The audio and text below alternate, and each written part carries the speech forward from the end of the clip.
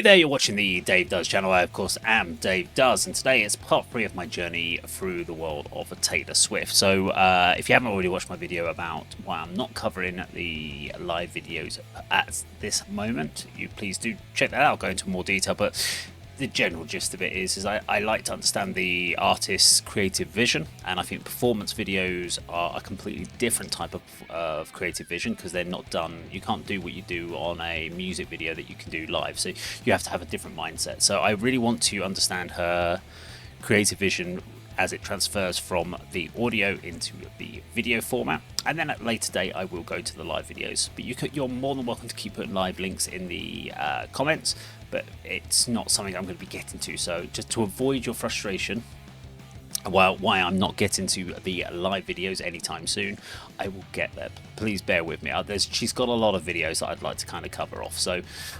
now, the video we're going to cover today is Taylor Swift's song Bejeweled. Now, a quick disclaimer for you for this one. I hadn't heard this song before, I should say. I did actually already record this video for the channel, but the audio from the microphone got completely messed up, so I am redoing it again. So normally I will never do a reaction to a video that I have seen. But because I've only seen it once, it does give me a little bit more insight, so I know what I'm going to come into, and I'm going to try and remember some of the things I commented on, because I've given it a couple of days since I filmed it originally to come back to it, and with a second bit, so this will be my second time going through the video. But I don't like pretending that I've never seen something before if I have, so I just wanted to put it out there. I didn't have to, honest, because you wouldn't have been able to tell I'd never seen it before, but or I had seen it before. So it's 5 minutes and 53. Now, if you've seen any of my videos before, you'll know that I don't pause, I don't talk over the video. I'm going to play it from start to finish with no interruptions, so you can enjoy the video, I can enjoy the video, and at the end of which I will talk about the video format and the song itself. So let's get to some Taylor Swift and Bejeweled. Oh, this is some of her best work. That's disgusting. No, I'm sorry, my dudes. He's gonna choose me. I even contoured my abs with the mud from the hog pen outside, so... Well, I bought diamond nipple tassels, so, Well, I'll be poisoning all the other maidens in the village. Yes, yes, Mom! yes, Mommy! Yes, Yes, Mom! But they're changing it this year. So instead of just showing up at the ball looking hot, you have to enter a talent competition. And if you win, you get the keys to your own castle and a marriage proposal from the prince. I simply adore a proposal. The single most defining thing a lady could hope to achieve in her lifetime. The prize of all prizes. Look how many mommies received. Well, we all know who's not coming tonight. That weasel down there cleaning up my sick from last night. You must clean my bed pot next. We honestly have to do this entire verbal abuse thing every time you leave the house. Shut up, wench! Stop it. You smell! Nobody cares. Speak not, tired, tacky wench. Clean.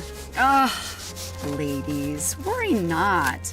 Even if she were allowed to go, which she is not. The prince would never have anything to do with that little harlot again.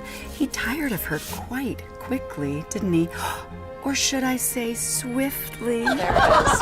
There it is. That joke never gets old. Thank you. Thank you so much. You're welcome.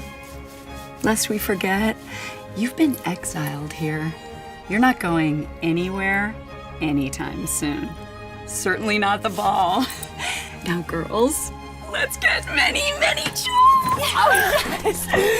Bye! Bye, snake. Have fun being exiled, stinky. I'm gonna be hungover. I'm gonna drink a bunch of different drinks and I'm gonna be hungover. Baby love, I think I've been a little too kind. Didn't notice you walking all over my peace of mind. And the shoes I gave you as a present. Putting someone first only works when you're in their top 5. And by the way, I'm going out tonight. Best believe I'm still bejeweled. When I walk in the room, I can still make the whole place shimmer. And when I meet the band, they ask, do you have a man? I can still say I don't.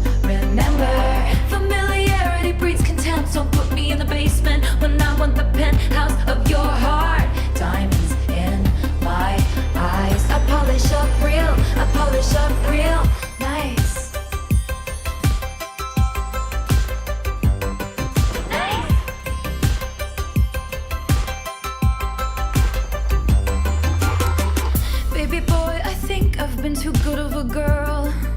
Too good of a girl. Did all the extra credit, then got graded on a curve. I think it's time to teach some lessons. I made you my world. Have you heard? I can reclaim the land. And I miss you, but I miss Sparkland. Best believe I'm still bejeweled. When I walk in the room, I can still make the whole place shimmer. And when I meet the band, they ask, do you have a man? I can still say I don't remember. Familiarity breeds contempt, so put me in the basement when I want the penthouse of your heart. Diamonds in my eyes. I polish up real, I polish up real nice. Nice.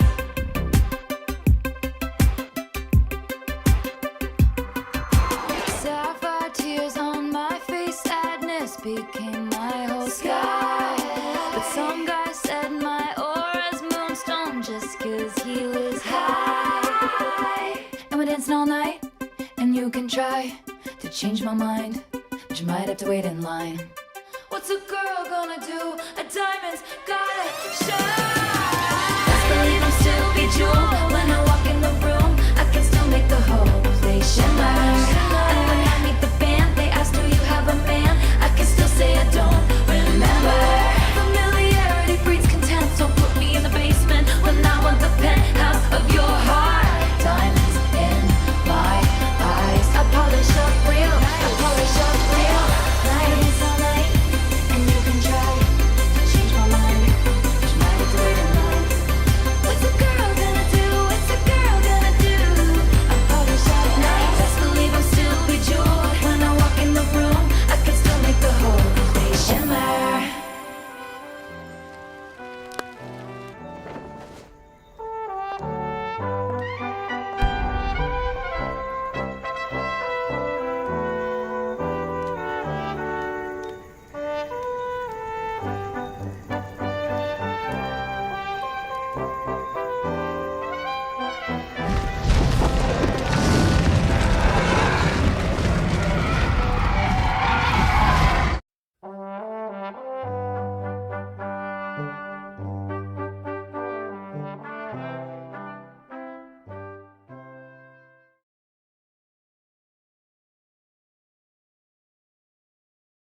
Okie dokie.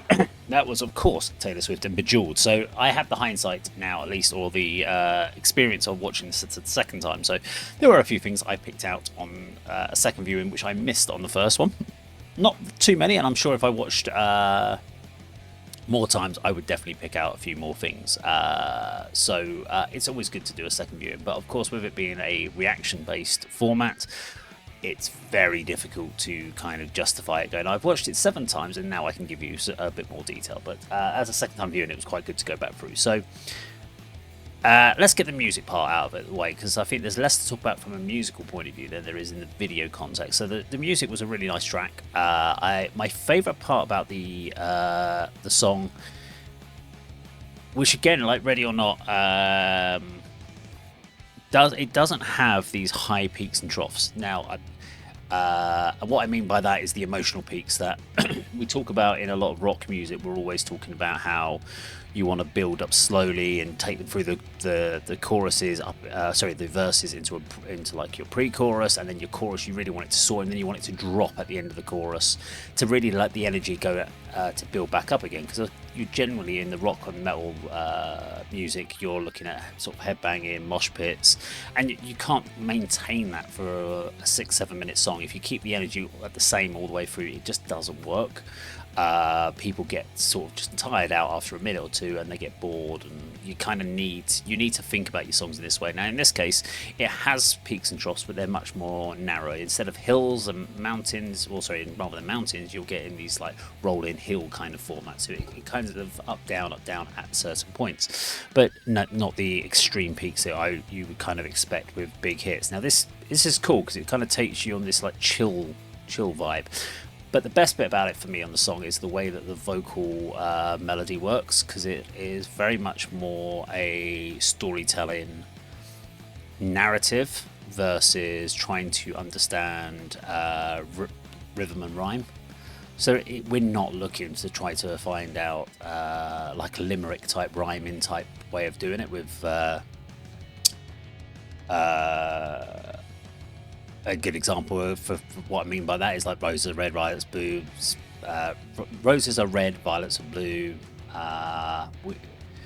You like Taylor Swift, I should too. I should do too, or something like that. But it's the element of the words that sound the same, finishing sentences, etc. And she doesn't go down to that, which is a really easy way of, if we'd gone down that route, it's an easy way of songwriting. So it obviously shows a great deal of confidence of understanding where you're not writing to fit a melody, you're writing the story first, and then you're working out with this chord progression, with the instrumentation, the drum patterns, etc., how you want that to then flow. Even with those little bits where the bridge takes you through before choruses into that bit where she just kind of goes nice, nice little dynamic punctuation points. So yeah, very cool from that point of view. And the song nicely, it just kind of just glides you along, it just lets you vibe. It's very much a vibe track, I think. Now, video wise, I really enjoy this video. It's a really striking video, really well put together. My only bit bugbear on this, and this is a small bugbear for me, we've got this great look at the beginning, lots of humour, really funny video. Taylor's of humour coming through there, played off at the beginning with obviously the Cinderella play with the three sisters or stepsisters and stepmother, and so we're getting this period piece of myths, legend, lore, whatever you want to call it, of the fairy tale of Cinderella. And it's suddenly though, but when its song starts, we suddenly switch to effectively modern times, but it's also not modern times because it's probably more looking like 40s, 50s. We've got the talent show, which is obviously what she's building towards, because you see the sisters at that as well. But again, it's not set in the period that Cinderella was, and I wonder what made the decision not to go a full Cinderella vibe to it, because we finish at a castle, we start in the kind of hovel home, if you like.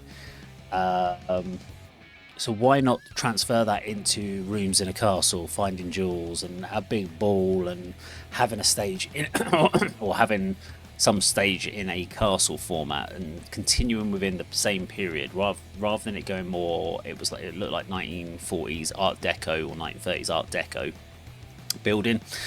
Was there significances on the fact that she stopped on floor number 3? Not sure on that one, but there probably was a significance on it.